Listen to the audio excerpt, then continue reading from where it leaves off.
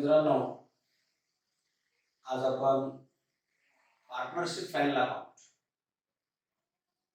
यावरचा problem solve करणार आहोत. यापूर्वी आपण याविषयीची संपूर्ण माहिती सविस्तर घेतलेली आहे. आता प्रत्यक्ष प्रॉब्लेम सॉल्व्ह कसा करायचा हे आपल्याला पाहायचं आहे. प्रॉब्लेम सॉल्व्ह करीत असताना आपण चांगलं लक्षात ठेवलं पाहिजे. विशिष्ट स्टेप नुसार प्रॉब्लेम सोडवला की चुका होत नाही आणि प्रॉब्लेम करेक्ट व्हायला त्याची मदत होत असते. सर्वप्रथम आपण प्रॉब्लेम काळजीपूर्वक वाचन केलं पाहिजे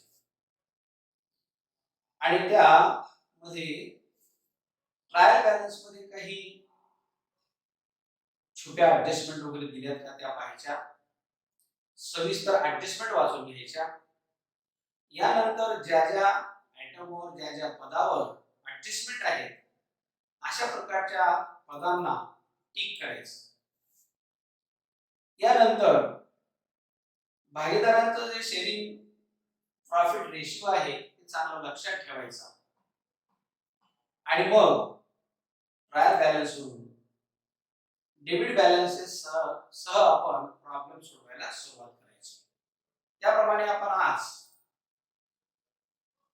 12वीच्या बुककीपिंग अँड अकाउंटन्सी या बोर्डाच्या पुस्तकातील एक्सरसाइज मधील पहिला प्रॉब्लेम आपण घेणार आहोत, जे प्रॉब्लेम्स फॉर प्रॅक्टिस असं दिलेलं आहे. सोल्युशन वगैरे आपण करू शकता घरी पुस्तकात बघून, म्हणून आपण फक्त न सोडवलेले प्रॉब्लेम या ठिकाणी सोडवून घेणार आहोत. आणि आपण जेव्हा ज्या ज्या वेळेला आता मी प्रॉब्लेम सोडवणार आहे त्यावेळेला आपण देखील जेव्हा पुस्तक वही घेऊन बसा आणि माझ्या सोबतच प्रॉब्लेम सोडवायला सुरुवात करा. म्हणजे सोबत सोबत प्रॉब्लेम केल्यामुळे सराव चांगला होतो आणि पुन्हा आपला आपण एकदा पुन्हा तो प्रॉब्लेम सोडून पाहायचा आहे. तर चला मग आता सर्वजण तयार व्हा. आपण प्रॉब्लेम सोडवायला सुरुवात करू. प्रॉब्लेम अशा प्रकारचा आहे. अमित भाई आणि नरेंद्र भाई are in partnership sharing profit and losses equally. Amit भाई आणि नरेंद्र भाई हे भागीदार आहेत आणि ते भागीदारी संस्था चालवतात आणि नफा तोटा त्यांनी दोघांनी समान वाटून घ्यायचं ठरवलेलं आहे. मित्रांनो, या नावावरून आपल्या लक्षात आलं असेल अमित भाई आणि नरेंद्र भाई यांना भाई म्हटलेलं आहे, कारण अमित शहा आणि नरेंद्र मोदी या अर्थाने ही नावं घेण्यात आलेली आहे. म्हणजे एक आपले गृहमंत्री आहेत आणि दुसरे आपले पंतप्रधान आहेत. हे दोघं भागीदारी व्यवसाय करत आहेत. अर्थात दोघं मिळून आपल्या देशाचा कारभार चालवत आहेत चांगल्या रीतीने आणि समविचाराने चालत आहे. समप्रमाण दिलेले याचा अर्थ समविचाराने चालत आहे. अशा प्रकारचा आपल्याला अर्थ घेऊन आपण पुढे चलूया. From the following trial balance and adjustment given below, you are required to prepare reading and profit and loss account for the year ended 31st March 2019 and balance sheet as on that date.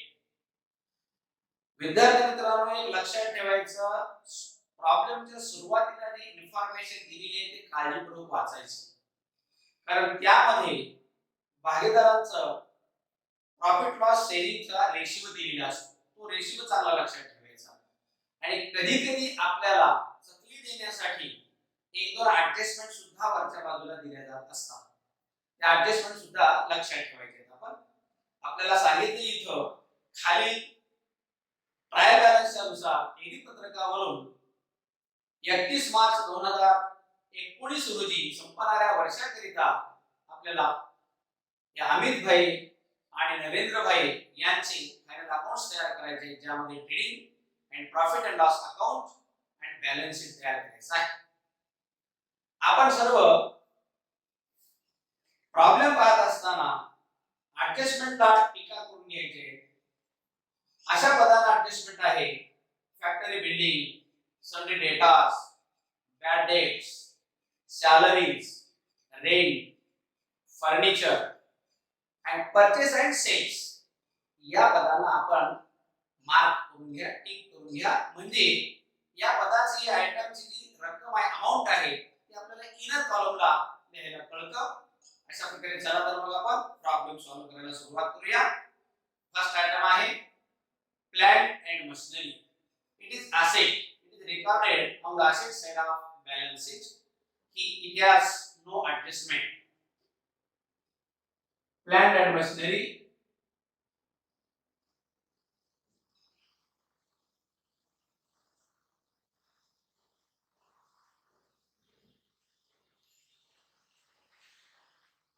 त्यावर adjustment नसल्यामुळं सर्वात आपण रक्कम बाहेरच्या कॉलमला घेऊया.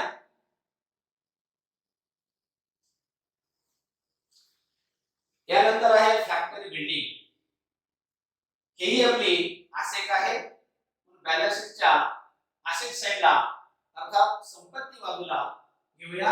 यालाच आपण कारखाना इमारत असे म्हणतो.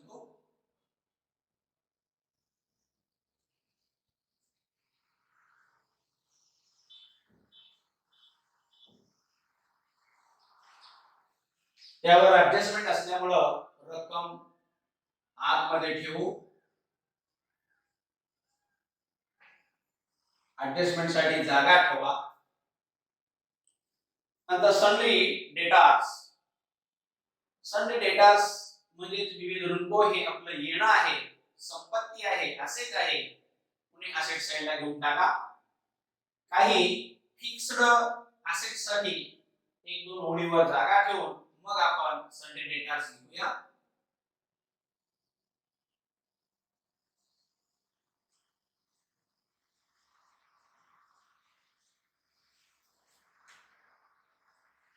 $28,700.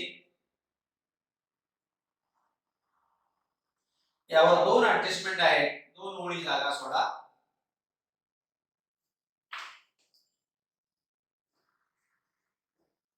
नेक्स्ट आहे परचेसेस. हा आपला डायरेक्ट खर्च आहे म्हणून तो ट्रेडिंग अकाउंटच्या डेबिट साइडला जाईल. परचेसेस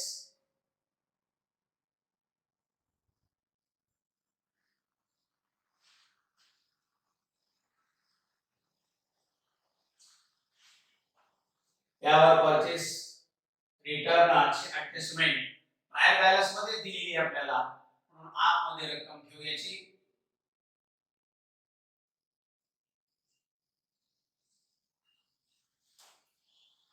नंतर आहे बॅड डेट्स. बुडीत कर्ज याला म्हणतो आपण. हा आपला तोटा आहे म्हणून प्रॉफिट लॉसच्या डेबिट बाजूला ठेवायचा आहे तो बॅड डेट्स.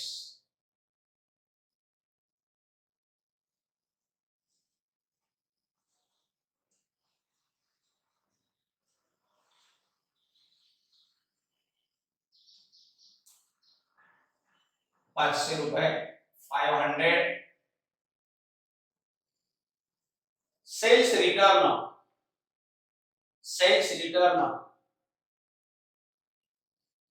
सेल्स मधून मायनस करायचे. सेल्स येतात ट्रेडिंग अकाउंटच्या क्रेडिट साइडला, म्हणून बाय सेल्स असं लिहून ठेवा आणि मायनस रिटर्न्स. रिटर्न्स 2200 असं लिहून ठेवा. जेव्हा सेल्स आपण लिहू त्यावेळेला मायनस करून आपल्याला अमाउंट बाहेर घेता येते. 10% गव्हर्नमेंट बॉन्ड. या पार्टनरशिप फर्मने गव्हर्नमेंटचे बॉन्ड खरेदी केलेले आहेत आणि त्याचा व्याजाचा दर आहे 10%. हे खरेदी केलेले आहे 1 ऑक्टोबर 2018 या दिवशी खरेदी केलेले आहे. म्हणून हे आपले असेट आहे. असेट बाजूला घेऊया. 10% government bond.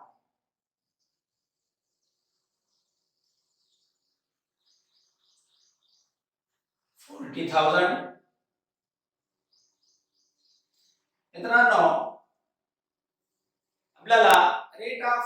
Interest on government bond दिलेला आहे 10% चा आहे. ही ऍडजस्टमेंट इथंच आपल्याला दिलेली आहे. यालाच आपण हिडन ऍडजस्टमेंट म्हणतो. छुपी समायोजन असं याला मराठीतून म्हटलं जातं.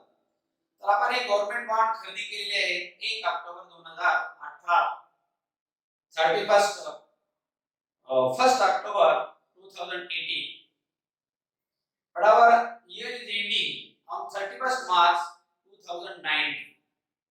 आपलं आर्थिक वर्ष फायनान्शियल वर्ष हे 2019 ला समाप्त होत आहे. आपण बॉन्ड खरेदी केले 1 ऑक्टोबर 2018 ला. म्हणजे आपल्याला किती महिन्याचं व्याज आकारावं लागेल? ऑक्टोबर ते 31 मार्च. ऑक्टोबर, नोव्हेंबर, डिसेंबर, जानेवारी, फेब्रुवारी, मार्च असं 6 महिन्याचं आपल्याला व्याज आकारावं लागणार आहे. ते आपल्यासाठी उत्पन्न आहे. म्हणून व्याजाची आपण आकारणी करूया.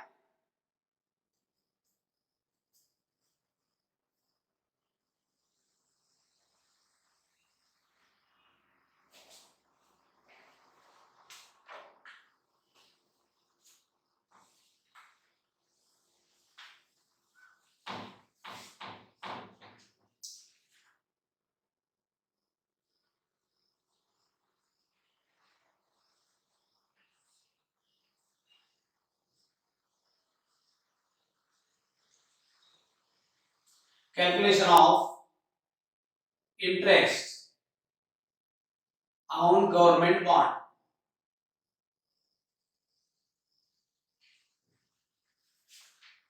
Total amount आहे 40,000.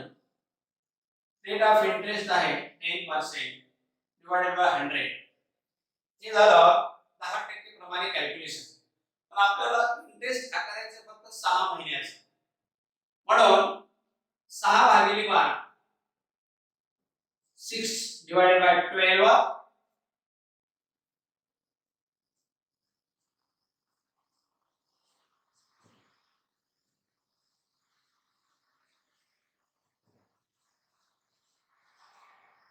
in this way 2000 is interest. Government बॉन्डवर 2000 इंटरेस्ट निघालेला आहे. ते आपल्यासाठी उत्पन्न आहे. आपल्यासाठी इन्कम असल्यामुळे ते प्रॉफिट लॉसच्या क्रेडिट साइडला bye interest on government bond 2000. आणि आपल्या इंटरेस्ट मुळे आपली इन्व्हेस्टमेंट वाढते. म्हणून इन्व्हेस्टमेंट मध्ये ऍड करायचं. ऍड इंटरेस्ट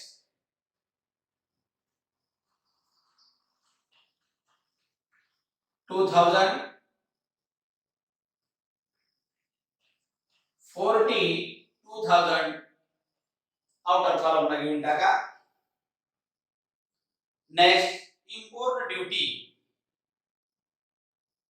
त्याला आयात कर म्हणतो आपण. हा इनडायरेक्ट एक्सपेन्सेस आहे. Import duty it will come on the debit side of profit and loss trading account. Trading अकाउंटच्या डेबिटला to import duty 1,800. Legal charges याला कायदेशीर खर्च म्हणतो आपण.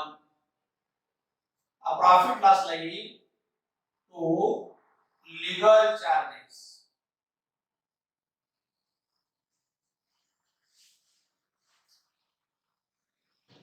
$2,000.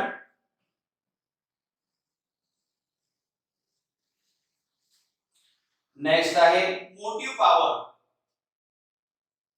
हे ट्रेडिंग अकाउंटच्या डेबिटला, कारण डायरेक्ट खर्चामध्ये याचा समावेश होतो. Motive power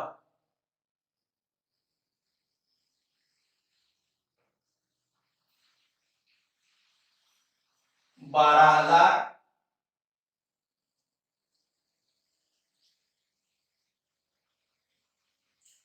wear house rent indirect खर्च समजला जातो. म्हणून हा प्रॉफिट लॉस ला घेऊया.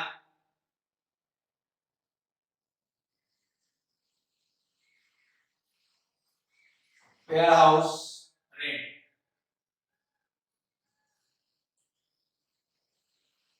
$1,800.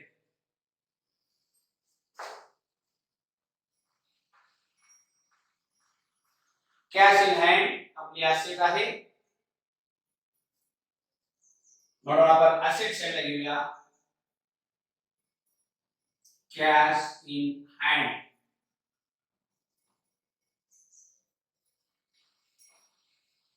$20,000. कॅश अँड बँक ही आपली ऍसेट आहे, म्हणून बॅलन्स शीटच्या ऍसेट साइडला 70,000.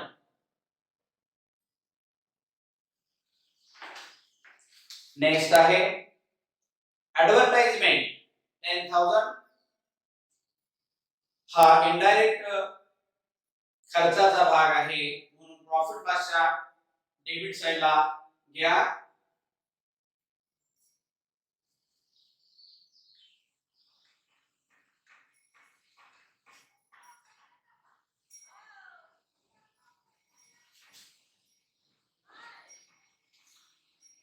ऍडव्हर्टाइजमेंट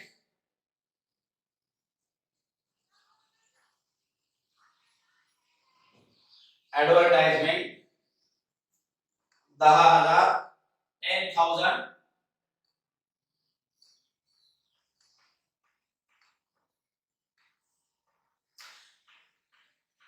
यावर ऍडजस्टमेंट आहे, म्हणून आपण अमाउंट आतमध्ये घेतलेली आहे. ऍडजस्टमेंट कशा प्रकारचे आहे पहा. Advertisement for 2 years from 1st January 2019. मित्र, आपण जाहिरात कंपनीला जाहिरात करण्यासाठी करार केलेला आहे त्यांच्यासोबत, आणि हा करार 10,000 रुपयामध्ये त्यांनी 2 वर्ष आपल्या मालाची जाहिरात करायची असं ठरलेलं आहे. आणि हा करार झालेला आहे 1 जानेवारी 2019 रोजी. 1 जानेवारी 2019 पासून 2 वर्ष पुढे पर्यंत जाहिरात कंपनीने आपल्या मालाची जाहिरात करायला पाहिजे. आपले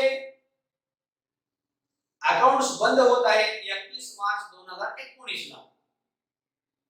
म्हणजे जाहिरातीच्या करारापासून फक्त 3 महिने आपल्याला या जाहिरातीचा चालू वर्षासाठी उपयोग होणार आहे. म्हणजे जानेवारी, फेब्रुवारी, मार्च आणि 1 एप्रिल 19 ला तर आपलं दुसरं फायनान्शियल सुरुवात होणार आहे. म्हणजे बराचसा खर्च आपला पुढच्या वर्षासाठी उपयोगाला येणार आहे. चालू वर्षासाठी फक्त 3 महिनेच आपण खर्चाचे या 10,000 विचारात घ्यायचे आहे. बाकीचे सर्व हे पुढच्या वर्षासाठी फॉरवर्ड करायचे आहेत. म्हणून 3 महिन्याचा जो खर्च आहे तेवढा आपण काढून घ्यायचा, इथे डेबिट साइडला लिहायचं आणि उर्वरित सर्व असेट साइडला घेऊन टाकायचं. कारण आपण पुढच्या वर्षाची जाहिरातीचा जो काही खर्च आहे तो या वर्षी भरलेला आहे, परंतु या वर्षीचा तो खर्च नसून पुढच्या वर्षीचा खर्च आहे. म्हणजे या वर्षीचा तेवढाच फक्त आपण विचारात घ्यायचा, पुढच्या वर्षीचा पुढे फॉरवर्ड करून टाकायचा आहे. तर आपल्याला आता या ठिकाणी कॅल्क्युलेशन करायचं आहे 2 वर्षासाठी 10,000 रुपये. तर आपल्याला फक्त पाहिजे 3 महिन्याचा, आणि 3 महिन्याचा काढण्यासाठी आपल्याला कॅल्क्युलेशन अशा प्रकारे करता येईल.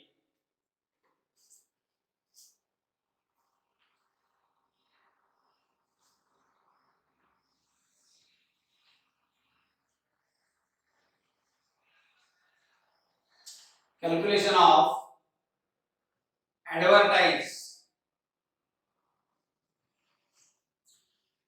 2 वर्षासाठी, म्हणजे मित्रांनो 24 महिन्यासाठी आपण 10,000 रुपयाचा करार केलेला आहे. चालू वर्षात फक्त आपल्याला 3 महिन्याचा खर्च काढून घ्यायचा आहे, बाकीचा खर्च हा पुढच्या वर्षाला फॉरवर्ड करायचा आहे. म्हणून 24 महिन्याला 10,000 रुपये खर्च आहे, तर 3 महिन्याला किती, अशा प्रकारची त्रिसूत्री मांडून आपल्याला फॉर्म्युला मांडून आपल्याला गणित करता येते. कशा प्रकारे पहा. 3 गुणिले 10,000 भागिले 24. 3 एक 3, 3 8 24, 8 एक 8, 8 एक 8, राहिले 2 20 झाले, 8 दुनी 16 राहिले 4 40 झाले, 8 पंचे 40, हा शून्य इथे दिला बरोबर 1250. म्हणजे चालू वर्षासाठी जाहिरातीचा खर्च फक्त 1250 एवढा राहणार आहे आणि बाकीचा सर्व पुढे जाणार आहे. म्हणजे तो कसा पहा, 10,000 मधून 1250 चालू वर्षात विचारात घ्यायचा आहे.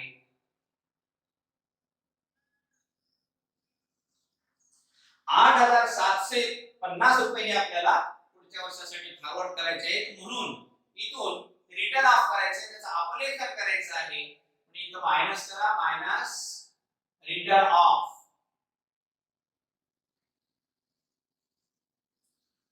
रुपीज 8,750 आणि इकडे येते 1,250. हे आगाऊ खर्च आपण जाहिरात कंपनीला दिलेला आहे. चालू वर्षासाठी आपला खर्च नाही आणि त्याच्या अंगावर पैसे आहेत, अर्थात आपली असेट आहे ती. म्हणून या ठिकाणी असेट साइडला घेऊन टाकायचं आहे. ॲडव्हर्टाइजमेंट,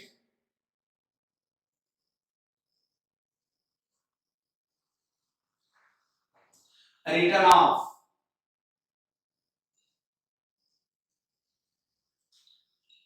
$8,750.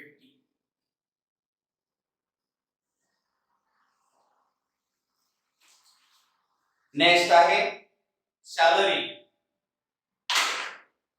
सॅलरी हा प्रॉफिट लॉस आयटम आहे. प्रॉफिट लॉस डेबिटचा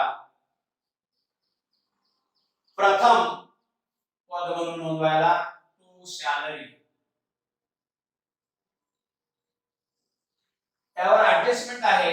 रक्कम आत मध्ये लिहा 3,800 आणि एक ओळ जागा सोडा. यानंतर रेंट आहे, तोही तिथेच लिहा. प्रॉफिट लॉस च्या डेबिट बाजूला टू रेंट आणि यावरही ऍडजस्टमेंट आहे. म्हणून रक्कम आत मध्ये लिहा 1,500 आणि एक ओळ जागा सोडा. यापुढे ड्रॉविंग्स. ड्रॉविंग्स म्हणजे भागीदारांनी आपल्या कौटुंबिक खर्चासाठी भागीदारी संस्थेतून काही रक्कम किंवा वस्तू उचल केलेल्या असतात, त्याला आपण ड्रॉविंग्स म्हणतो. त्या ड्रॉविंग्स त्यांच्या कॅपिटल मधून वजा केले जातात. म्हणून लायबिलिटी साइडला जेव्हा आपण कॅपिटल अकाउंट लिहिणार आहोत त्यावेळेला त्यातून ते वजा करायचं आहे. आता मांडून ठेवू आपण कॅपिटल्स.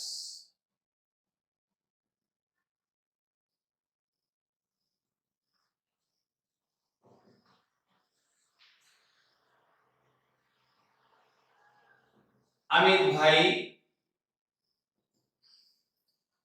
आणि याला जागा सोडा, एक 2-3 ओळीची जागा सोडा आणि मग नरेंद्र भाई.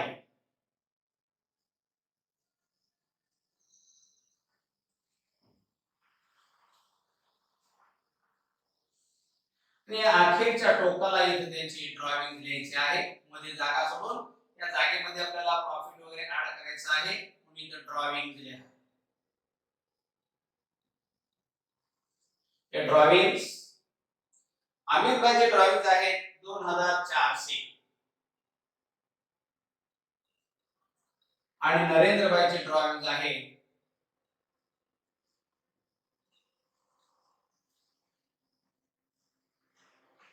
3,200. नेक्स्ट आहे फर्निचर. हे असेट आहे, असेट साइडला लिहू फर्निचर.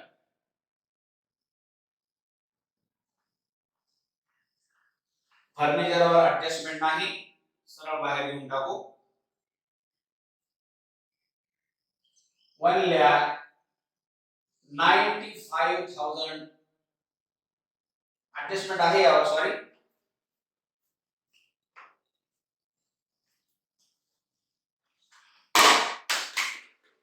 $1,95,800. एक ओळ जागा सोडा. Next bills receivable. ही आपली असेट आहे असेटला लिहून टाका bills receivable.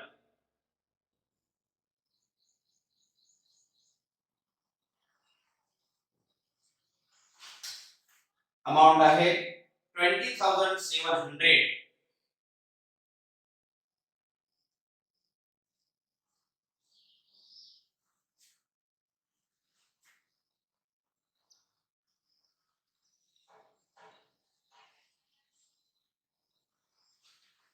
Next freehold property.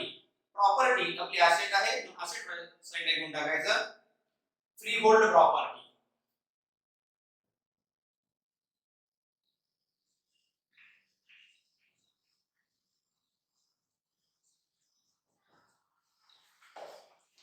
Adjustment नाही, बाहेर घेऊन टाका रक्कम 41,000. नेक्स्ट आहे credit balances. Capital account Amit भाई 3,50,000 कॅपिटल 3,50,000. नरेंद्र भाई 3 लाख.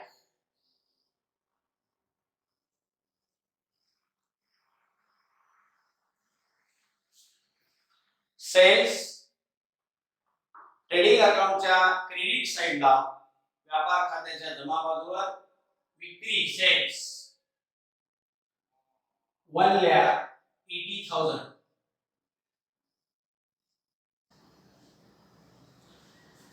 आता टोटल सेल्स मधून रिटर्न वजा करून बाहेर अमाउंट घेऊन टाका. येईल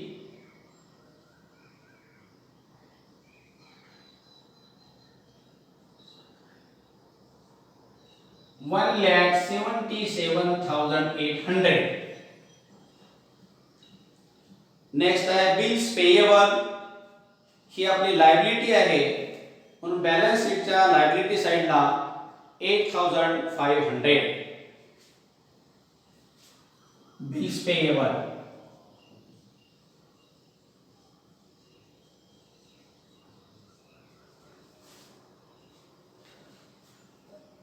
$8,500. नेक्स्ट डिस्काउंट आहे 1,200. डिस्काउंट आपल्यासाठी हा क्रेडिट डिस्काउंट आहे. डिस्काउंट रिसिव्ड प्राप्त झालेल्या आपल्याला कसर आहे ती प्रॉफिट लॉसच्या क्रेडिट साइडला, कारण आपल्याला मिळालेले उत्पन्न आहे ते बाय डिस्काउंट 1,200. नेक्स्ट आहे क्रेडिटर्स. ही आपली लायबिलिटी आहे म्हणून बॅलन्स शीटच्या लायबिलिटी साइडला क्रेडिटर्स 38,500.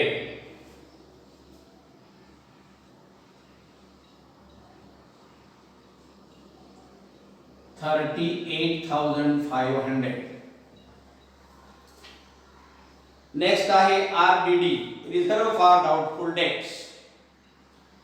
क्रेडिट बॅलन्स आहे प्रॉफिट लॉसच्या क्रेडिट साइडला ठेवून टाकायचा आहे याला आरडीडी.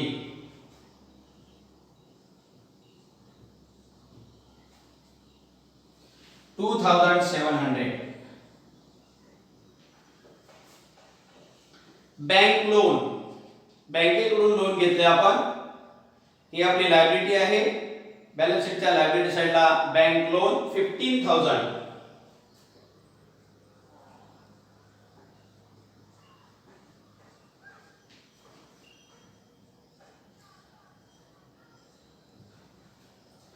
नेक्स्ट आहे परचेस रिटर्न. परचेस रिटर्न म्हणजे आपण खरेदी केलेला माल काही खराब असल्यामुळे परत केलेला आहे, तेवढ्याने आपली खरेदी कमी होईल, परचेस कमी होतील आपले, म्हणून परचेस मधून मायनस करा. Minus returns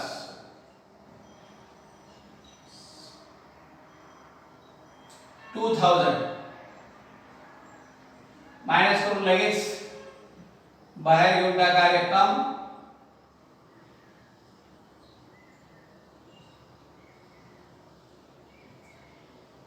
83,500.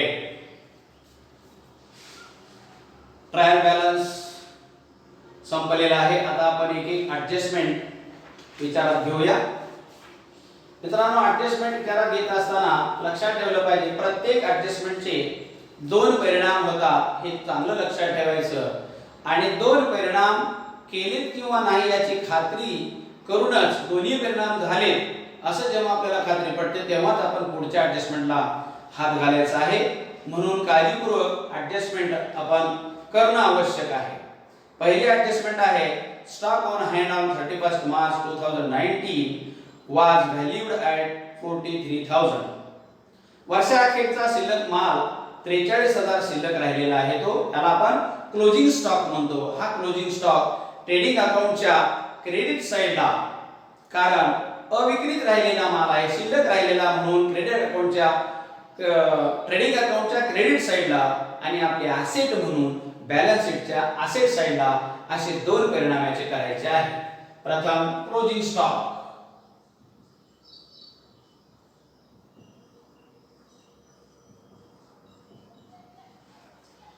43,000.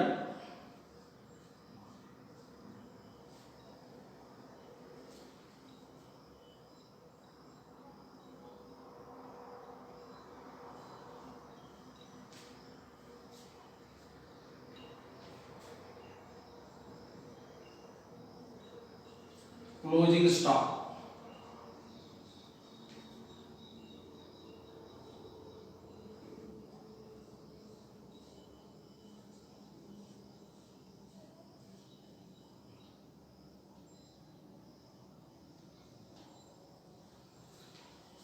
$43,000. Next, uninsured goods worth ₹8,000 were stolen. वर्षामध्ये 8,000चा माल चोरीला गेला, परंतु अशा मालाचा आपण इन्शुरन्स काढलेलं नव्हतं. म्हणजे जेवढा माल चोरीला गेला तेवढाच्या तेवढा पूर्ण आपल्याला नुकसान झालेलं आहे.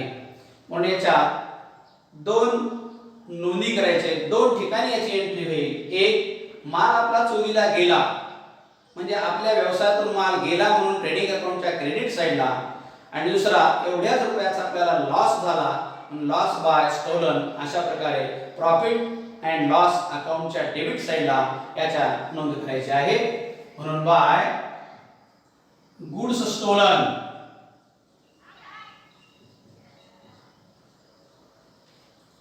$8,000 आणि प्रॉफिट लॉस अकाउंटच्या डेबिट साइडला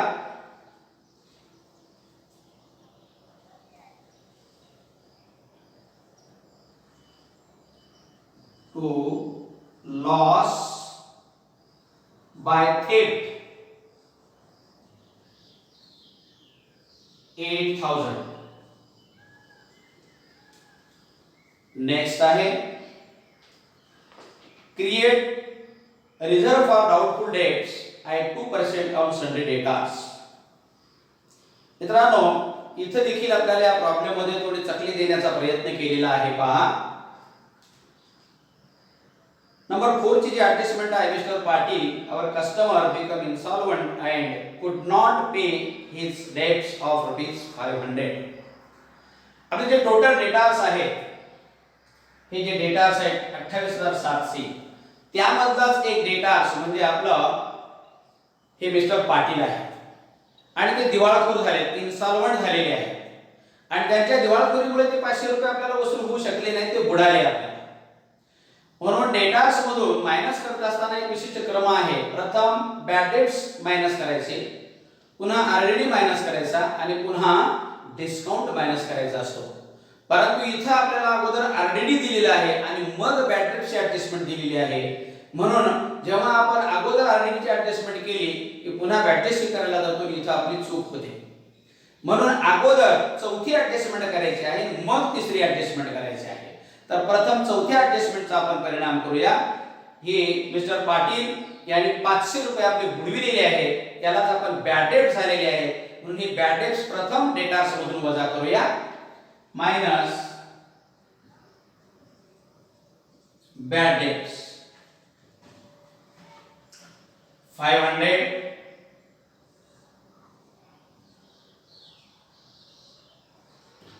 बॅड डेट्स आपला लॉस असल्यामुळं प्रॉफिट अँड लॉस अकाउंटच्या डेबिट साइडला जे बॅड डेट्स आपण लिहिलेले त्यामध्येच ऍड करायचं आहे add new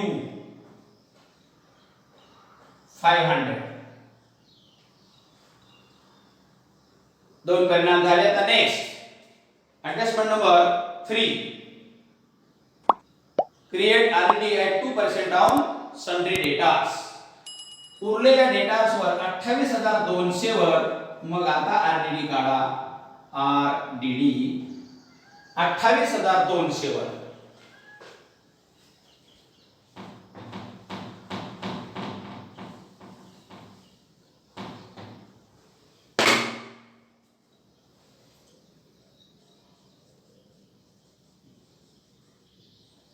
calculation of reserve for doubtful debts RDD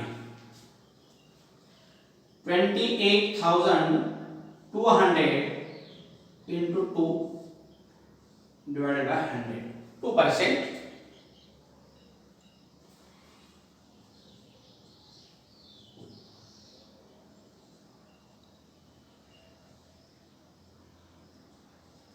$564 ₹564 आपला डेटा मधून वजा करा.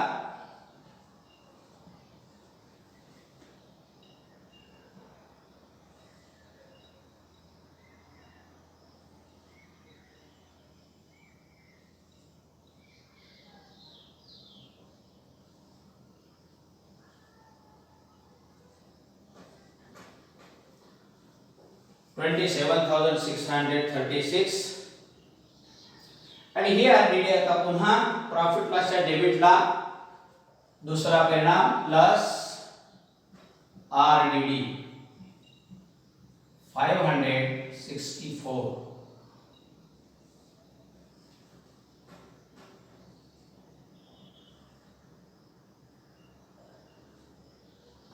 1564.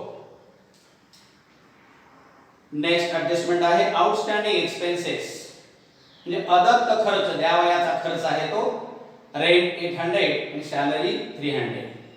भाडे 800 रुपये द्यायचे आहे आणि वेतन आपल्याला 300 रुपये द्यायचं आहे. द्यायचं असल्यामुळं त्या पदाचा खर्च भाडं आणि आपल्याला सॅलरी वाढणार आहे आणि द्यायचं म्हणून बॅलन्स शीटच्या लायबिलिटी साइडला असे दोन परिणाम प्रॉफिट लॉसच्या डेबिट बाजूला त्या पदामध्ये त्या आयटम मध्ये ऍड करा आणि लायबिलिटी साइडला लिहा.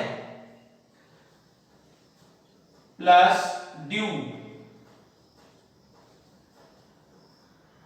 Salary 300 plus due 800.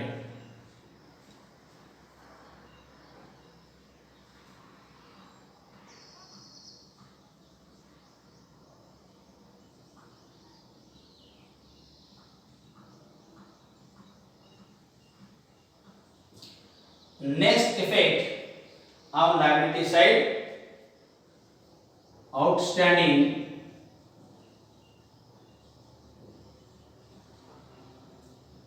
salary 300, outstanding rent 800.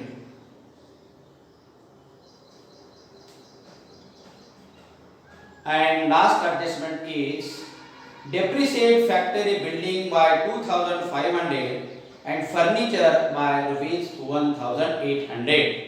आपल्या फिक्स्ड असेटवर डेप्रिशिएशन चार्ज करायचं आपल्याला. वर्षभराच्या वापरामध्ये या संपत्तीची झीज झालेली असते, डेप्रिशिएट झालेलं असतं, त्यामुळे त्या संपत्तीचं मूल्य कमी होतं. म्हणून मूल्य जेवढ्याने डेप्रिशिएट झालेले तेवढ्याने आपल्याला कमी करून दाखवायचं आहे. म्हणजे आपल्याला डेप्रिशिएशन हे मायनस करायचं आहे.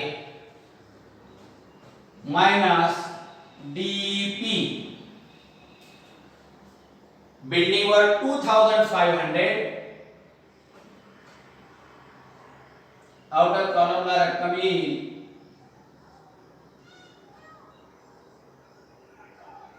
72,500. Next furniture DP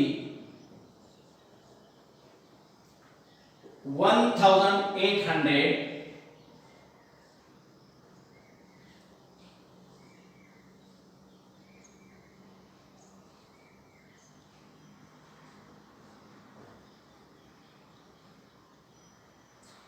1,94,000. These two amounts are recorded on profit and loss account debit side. हे दोन्हीही आपल्यासाठी तोटा असल्यामुळं आपण प्रॉफिट लॉसच्या डेबिट बाजूला घेऊया.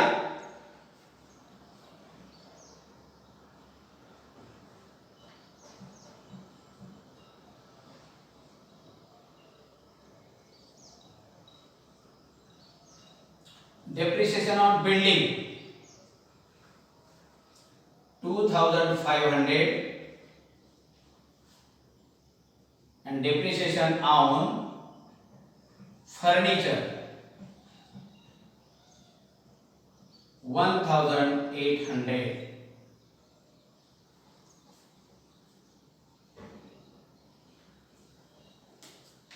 अशा रीतीने आपल्या ऍडजस्टमेंट समायोजनाही संपलेले आहेत. आता आपण एक एक अकाउंट क्लोज करत जाऊ. सर्वप्रथम आपल्याला ट्रेडिंग अकाउंट क्लोज करायचं आहे. आपले क्रेडिट साइडचे अमाउंट जास्त येईल असा अंदाज आहे.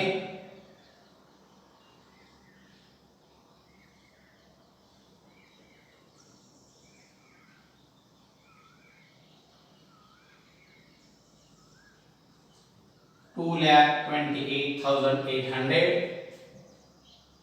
$2,28,800.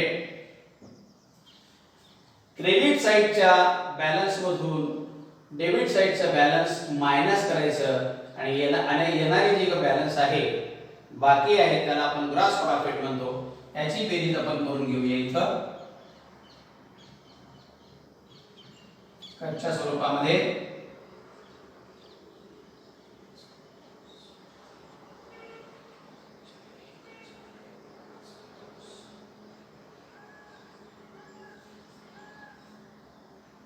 $97,300 यातून वजा करा.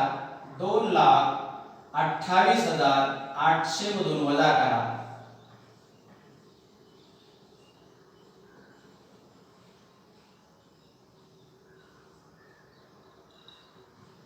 $1,31,500 हा आपला ग्रॉस प्रॉफिट आलेला आहे. To gross profit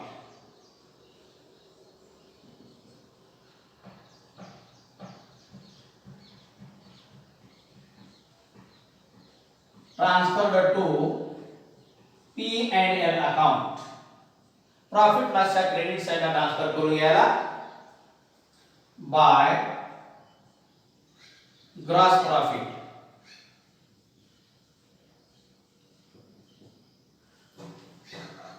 $1,31,500. क्रेडिट साइडची बेरीज करून घ्या.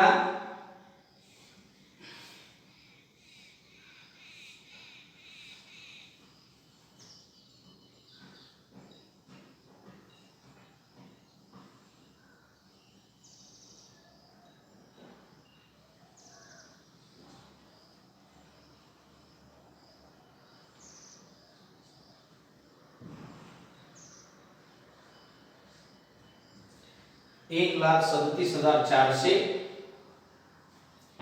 हे इथं 1,37,400. आता प्रॉफिट अँड लॉस अकाउंटच्या डेबिट साइडची बेरीज करून घेऊ. बॅलन्सेसची 4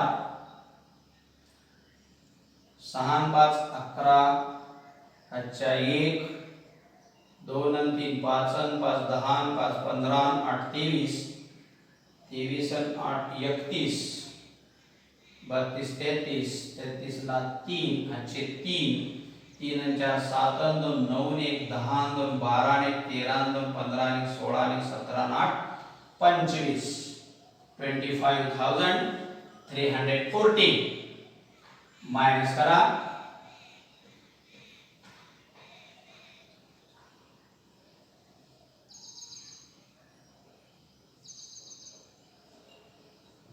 1,12,086 आपला नेट प्रॉफिट आला. To net profit 1,12,086. आणि हा आता आपल्याला दोघांमध्ये विभागून द्यायचा आहे, सम प्रमाणात विभागायचा आहे. त्यांनी समान प्रमाणात विभाग घेण्याचा करार केलेला आहे. Distribution of profit.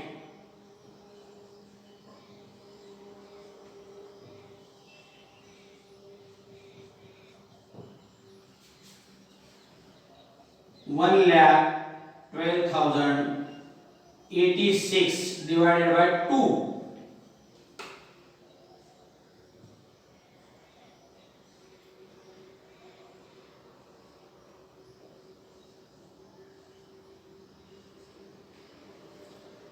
प्रत्येकी 56,043 रुपये अशा प्रकारे नेट प्रॉफिट येईल. तो असा लिहू आपण इथं. अमित भाई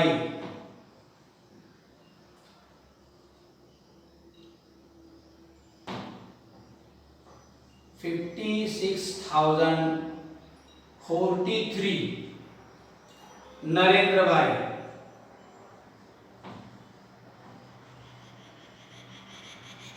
56,043.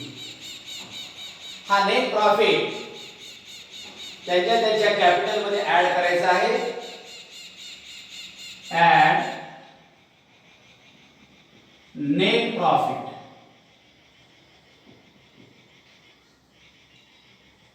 56,043. Add net profit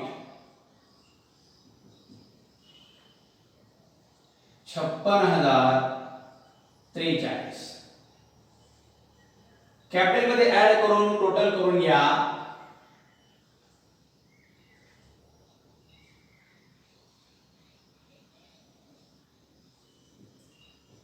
$4,06,043. आता ड्रॉइंग आहे. टोटल कॅपिटल मधून हे वजा करून टाकून बाहेर घेऊन टाका रक्कम.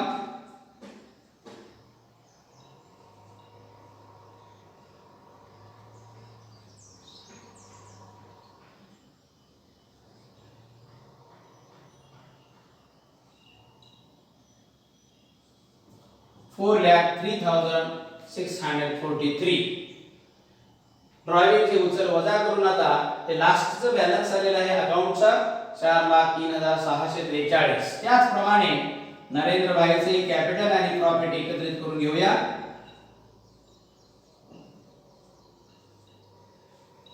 आणि यामधून पुन्हा हे त्यांची ड्रॉइंग वजा करून घ्या.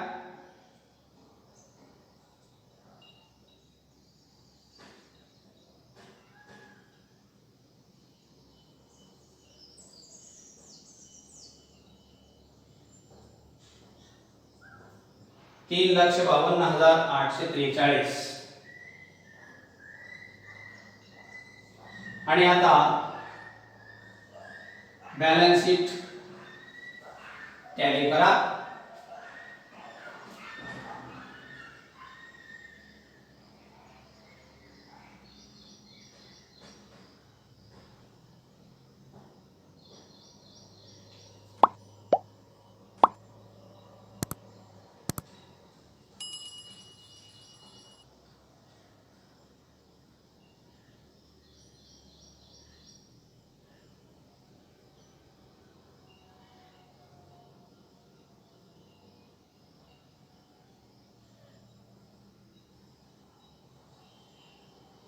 $8,19,586.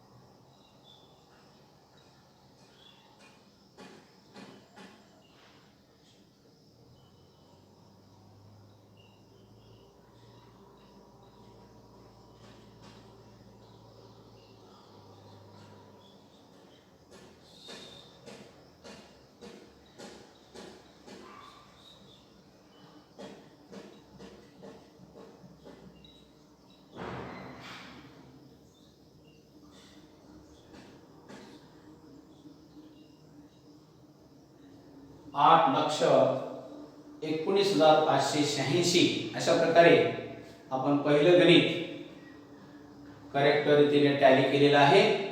अशा प्रकारे आपण आता पुढचा प्रॉब्लेम पुढच्या तासाला घेऊ.